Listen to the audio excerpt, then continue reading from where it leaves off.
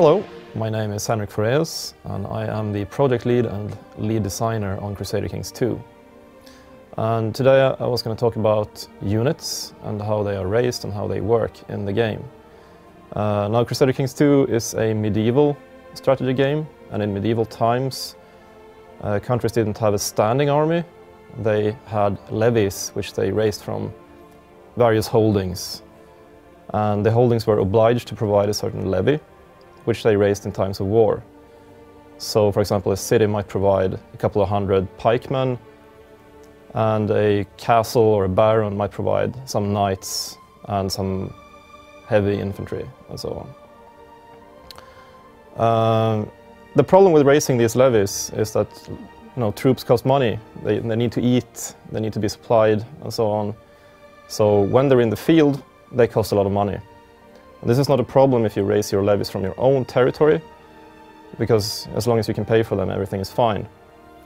However, if you raise your vassals' levies, they pay for their troops, which they don't like doing. So if you use them for too long, they might get a little bit upset. And you don't want upset vassals because they're unruly. Not only will they revolt against you, but they might actually provide you with less troops than they have to. So, you expect 1,000 men from the Earl of Essex, and he might only send the village idiot and his donkey, essentially.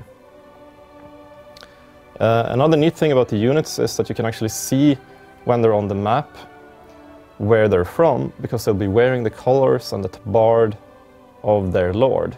So, if you raise them from a certain county, they will be wearing the colors of that count. You'll still see that you control them, of course, but it's a nice touch. Other units in the game are mercenaries. You can recruit mercenary companies. These are historical mercenary companies that actually existed. Companies like the Company of the Hat, or the Great Company, or the Company of the Rose. Most of them were active in northern Italy, but they can be hired by any Christian, essentially.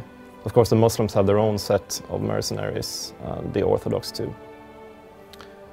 The last kind of troop you can hire is the Holy Orders. You have the Knights Templar, the Knights of St. John, and other Holy Orders. They're really good, well equipped and so on, but you have to be very pious in order to raise these troops. And of course, they will not fight other Christians, so they're kind of limited in their use.